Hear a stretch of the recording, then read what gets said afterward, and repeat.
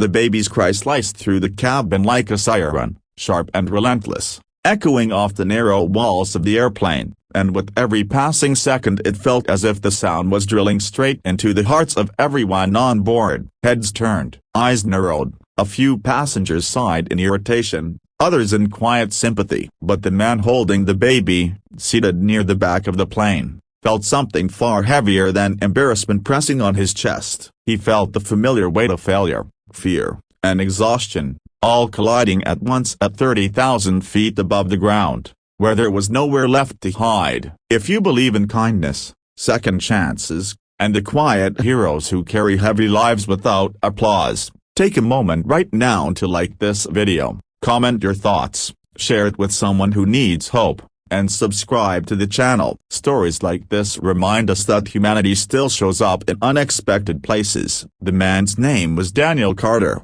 and his life had narrowed into a single fragile mission: keep his baby safe, no matter the cost. At 32, Daniel worked nights as a janitor at a public high school, scrubbing floors long after students and teachers had gone home. He smelled perpetually of disinfectant and stale coffee, his hands rough from chemicals and hard work. The uniform he wore to work had never quite fit his shoulders that once carried a very different weight during his years in the Navy, a past he rarely spoke about anymore. Life had not unfolded the way he once imagined. His wife had died during childbirth, leaving him alone with a newborn daughter and a grief that never truly loosened its grip. The baby, Lily, was all he had left, and every breath she took felt like both a blessing and a reminder of everything he had lost. The flight itself was not meant to be anything dramatic. It was supposed to be a quiet, painful necessity. Daniel was traveling across the country because his mother,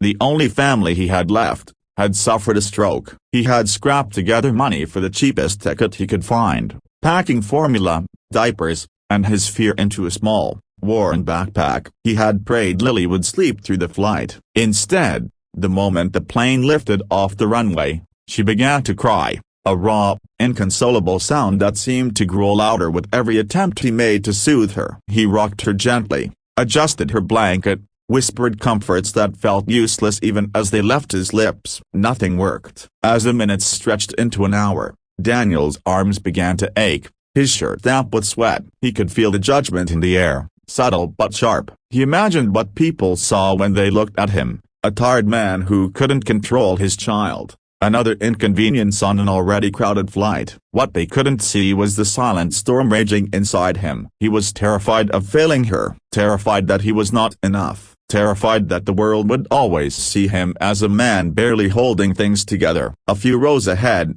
seated in first class, was a man whose presence carried a very different kind of weight. His hair was silver, cropped neatly, his posture straight despite the narrow seat. His uniform jacket rested carefully folded beside him, revealing the quiet authority of someone who had spent decades commanding respect without demanding it. He was Admiral Thomas Reynolds, a man who had led fleets, made decisions that shaped lives, and steered down storms both literal and human. To most of the passengers, he was just another older man traveling alone. To those who recognized the insignia on his bag, he was someone important. To Daniel, he was nothing more than a stranger, separated by curtains and class. As Lily's cries continued, tension rippled through the cabin. A flight attendant approached Daniel with a strained smile, offering help that felt more like obligation than understanding. Daniel nodded, ashamed, apologizing over and over even though no one had explicitly accused him of anything. Inside,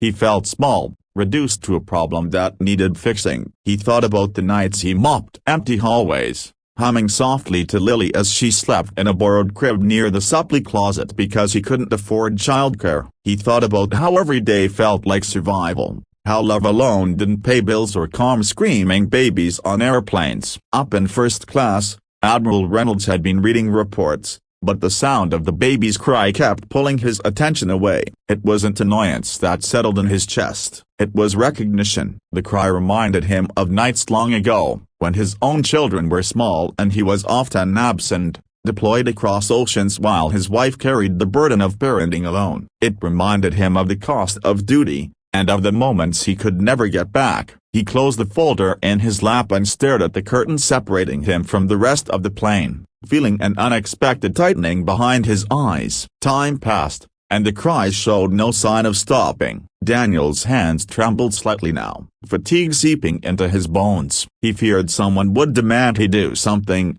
anything, to silence the baby. He feared being asked to move, to apologize again, to feel even smaller than he already did. What he did not expect was movement from the front of the plane. Without announcement or ceremony, Admiral Reynolds stood up. He picked up his jacket, straightened it, and walked toward the back, past the dividing curtain, past the curious glances of passengers who suddenly recognized the rank stitched onto his sleeve. The cabin seemed to hold its breath as he approached Daniel's row. Daniel looked up, startled, his heart pounding as he took in the uniform, the medals, the quiet authority radiating from the man now standing over him. His first instinct was panic. He assumed he was in trouble, that someone important had decided enough was enough. But what happened next was something no one on that plane would ever forget. The Admiral did not scold, he did not complain. Instead, he knelt slightly to Daniel's level, his movements slow and deliberate, as if he were entering sacred space. He reached out gently and, with a calm that seemed to ripple outward, he offered to help. The unthinkable, at least in the rigid hierarchy Daniel had known during his own service, was happening. A Navy Admiral, a man who commanded thousands, was asking a janitor for permission to hold his crying baby. Daniel hesitated, shock freezing him in place. But exhaustion has a way of breaking down pride. He nodded, his arms aching as he carefully transferred Lily into the Admiral's steady hands. The cabin watched, stunned, as the most powerful man on the plane cradled the smallest passenger. What followed felt almost unreal. Admiral Reynolds began to rock Lily gently, his movements practiced, instinctive. He hummed softly, not a song anyone recognized, but something low and soothing that carried the weight of years and losses. Slowly, miraculously, Lily's cries began to soften, her tiny fists unclenched, her breathing even out. Within minutes, she fell asleep against the Admiral's chest, her tear-streaked face finally at peace. A hush settled over the plane, the kind that feels holy. Passengers who moments ago had been irritated now wiped their eyes. Some looked away, embarrassed by their earlier impatience. Others watched with open awe. Daniel sat frozen, tears streaming down his face as the realization hit him like a wave. For the first time since his wife died, he felt seen, not judged, not pitied. Seen. The Admiral eventually returned Lily to Daniel, careful not to wake her. He placed a hand briefly on Daniel's shoulder, a gesture heavy with meaning. In that touch was acknowledgement, respect, and an unspoken message that Daniel's struggle mattered. The Admiral returned to his seat without another word, leaving behind a cabin forever changed. The rest of the flight passed in near silence. Lily slept. Daniel stared out the window, his reflection faint against the clouds, thinking about how close he had come to breaking, and how a stranger's kindness had held him together when he needed it most. He thought about dignity, about how it wasn't tied to rank or income, but to how we treat one another when no one is watching. Near the end of the flight, a flight attendant handed Daniel a folded note. Inside was a simple message from Admiral Reynolds, written in careful handwriting. It spoke of shared service, of unseen battles, and of pride in fathers who show up every day despite the odds. Tucked inside was also a card, offering help not as charity, but as solidarity. Daniel clutched it like a lifeline. As the plane descended, Daniel felt something unfamiliar blooming in his chest. Hope, not the loud, unrealistic kind, but a quiet, steady belief that maybe he wasn't failing after all. Maybe he was just tired. Maybe the world, harsh as it often was, still had room for grace. If this story has touched your heart, if it reminded you of the power of compassion and humility,